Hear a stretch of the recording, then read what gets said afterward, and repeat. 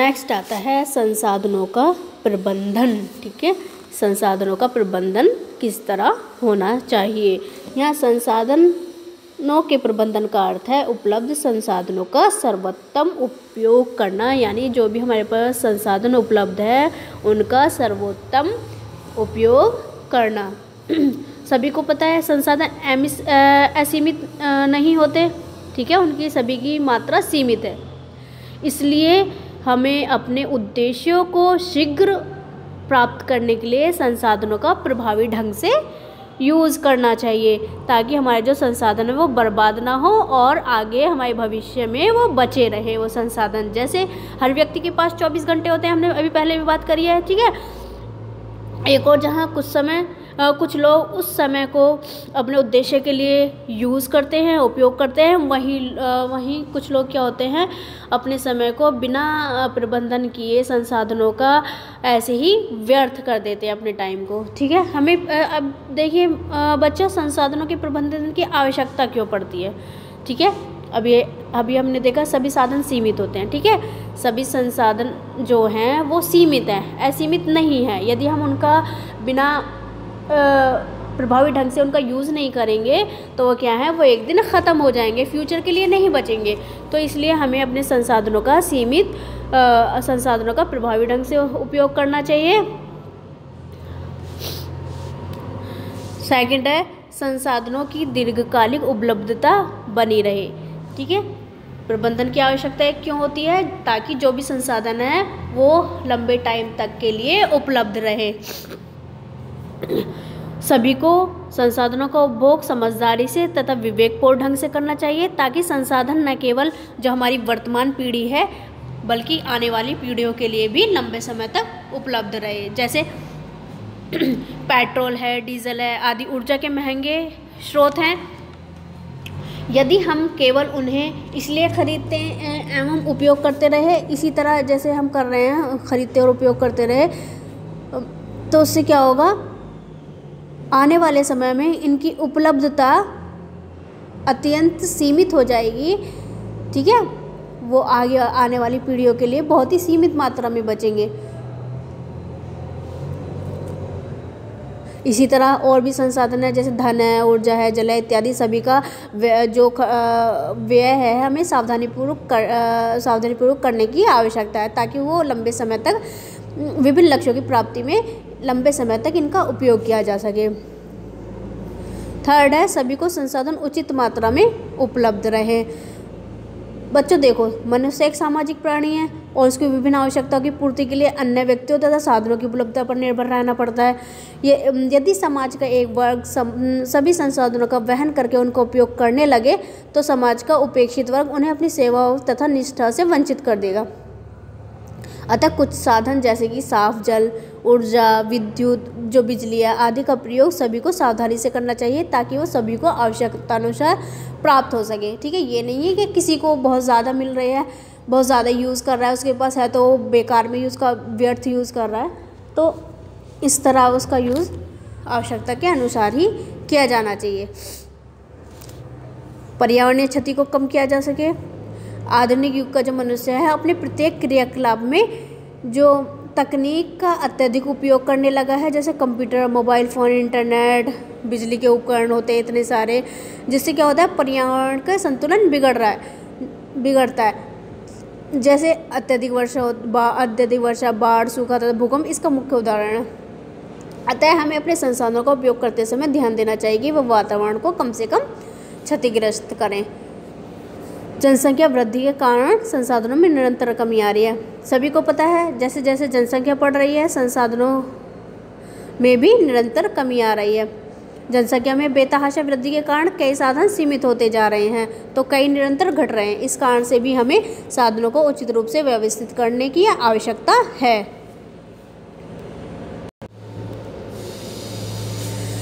Next है प्रबंधन की प्रक्रिया।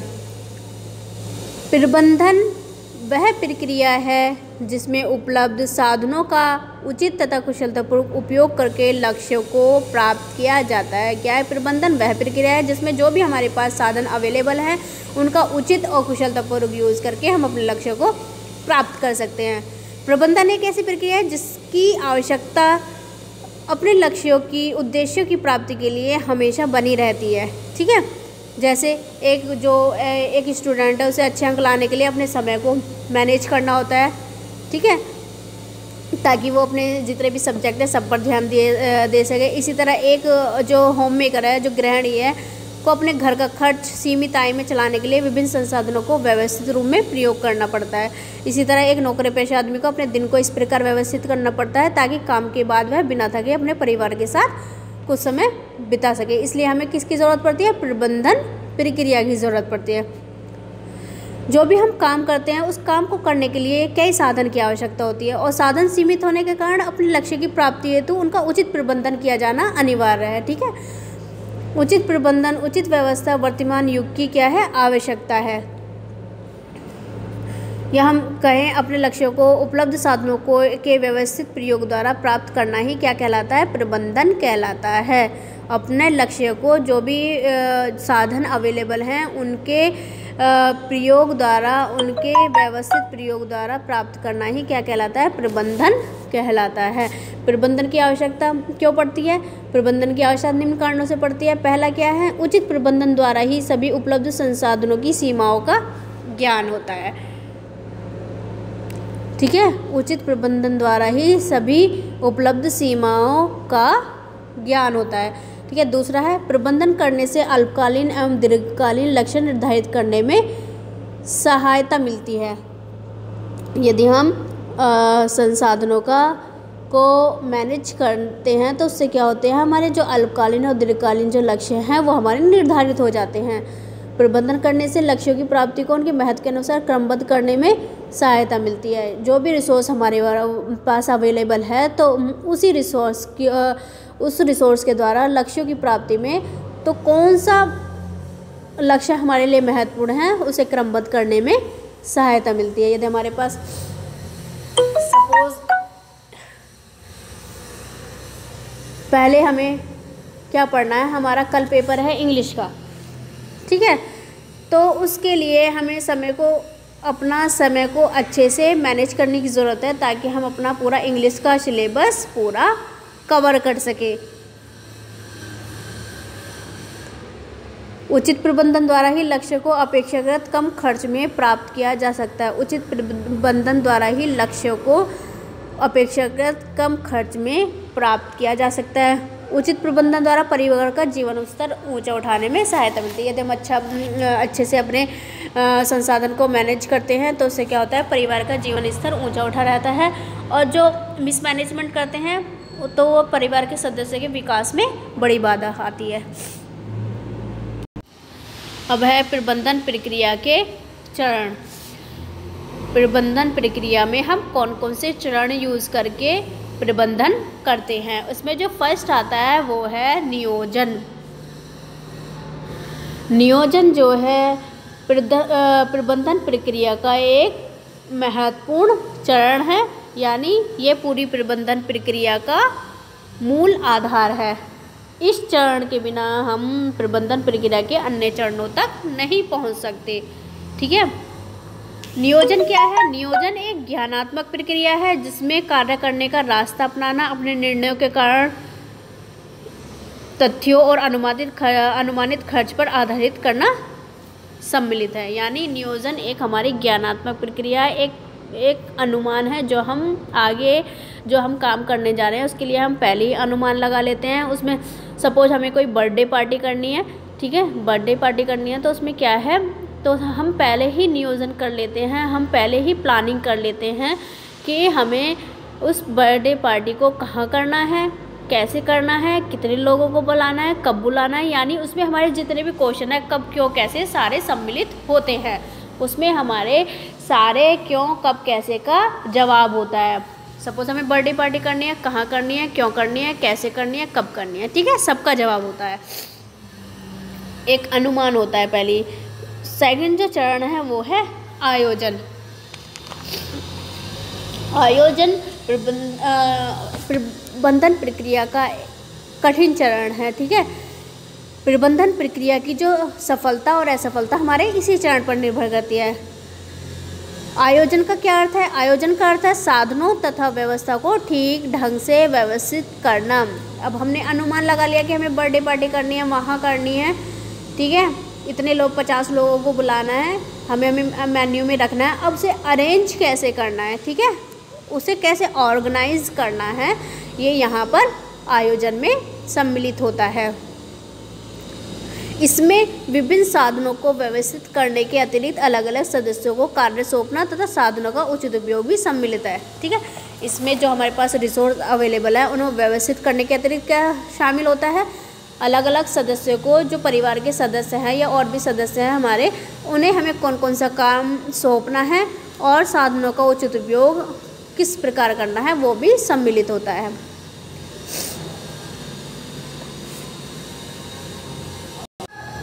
जो ये आयोजन का जो चरण है, इसमें लक्ष्य प्राप्ति के लिए यदि जितने भी काम करने वाले लोग हैं उनकी संख्या यदि अधिक है तो क्या होता है, योजना का महत्व और भी बढ़ जाता है, क्योंकि योजना द्वारा ही कार्य करने वाले सभी व्यक्तियों में आपसी सामंजस्य स्थापित करना होता है। इसमें कौन कौन सी क्रियाएं आती हैं? एक तो योजना बनाते समय बनाई गई साधनों की सूची के अनुसार उन्हें भौतिक रूप से इकट्ठा करना होता है, ठीक है। हमने योजना बना ली थी कि इतने पार्टी के लिए इतना हम खर्च करेंगे, पार्टी में इस स्थान पर करेंगे और इन लोगों की इतने लोगों को हमें बुलाना है, तो उन सबको एक जगह इकट्ठा करना, उन्हें सूचीबद्ध करते हैं, ठीक है, कि पहले हमें ये काम करना है, फिर उसके बाद पहले हमें पैसे इकट्ठे करने हैं, उसके बाद हमें स्थान जहाँ पे बर्थडे पार्टी करनी है वो अरेंज करनी है, उसके बाद हमें लोगों को सूचित करना है। यदि सभी सम्मिलित व्यक्तियों में उनकी कुशलता तथा रुचि अनुसार कार्य का विभाजन किया जाता है, जिससे कार्य उचित रूप से क्रियान्वित हो सके।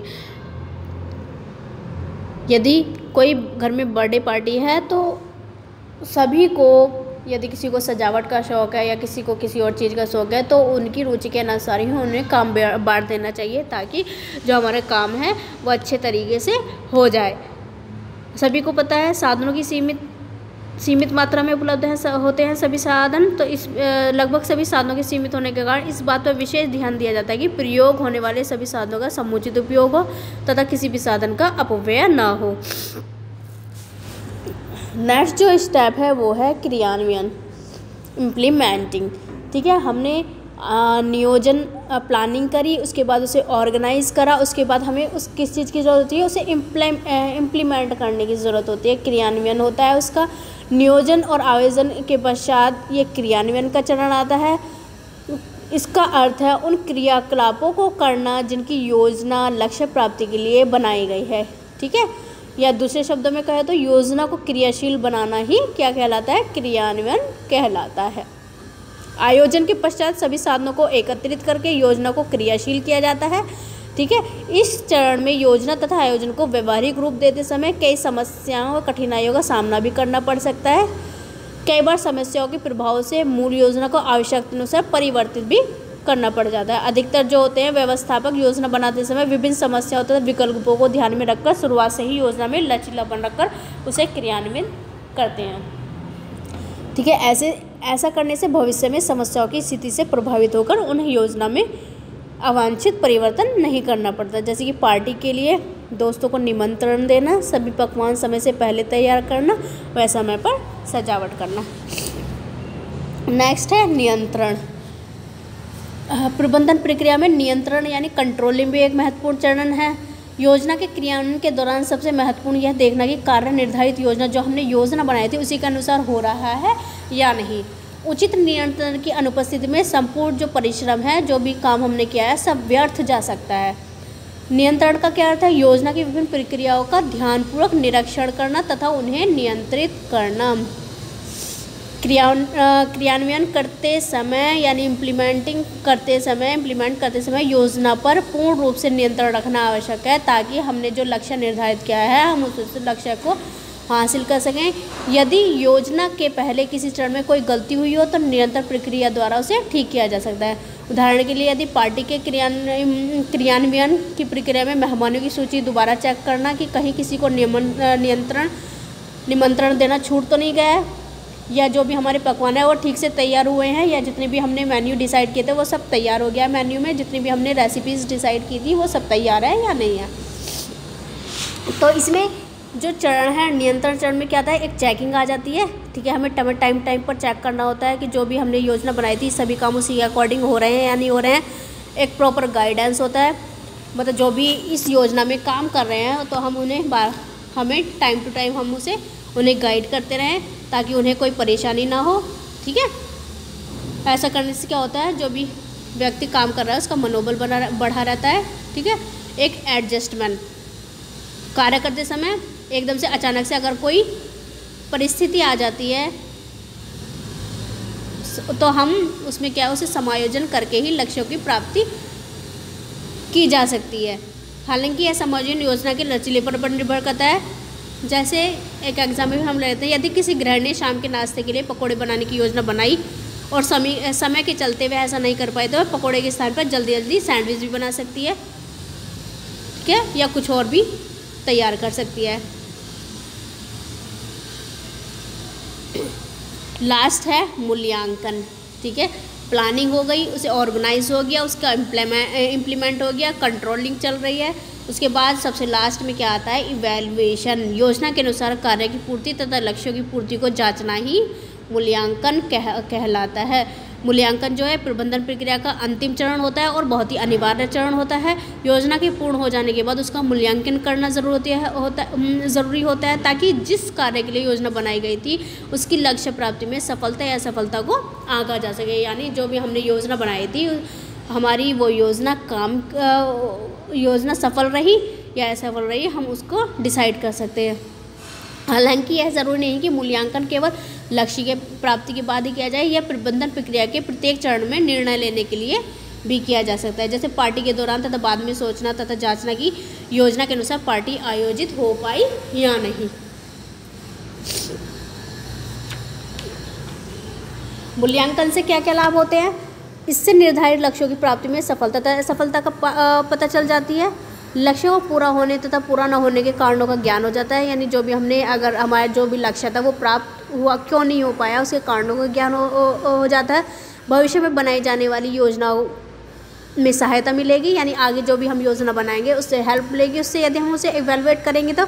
और उचित मूल्यांकन द्वारा ज्ञात लक्ष्यों की पूर्ति अथवा आपूर्ति से संतुष्टि अथवा असंतुष्टि की प्राप्ति होती है जो नई कल्पना व सूझबूझ प्रदान करती है। ठीक है बच्चों, आप इस चैप्टर को अच्छे से समझेंगे, ठीक है।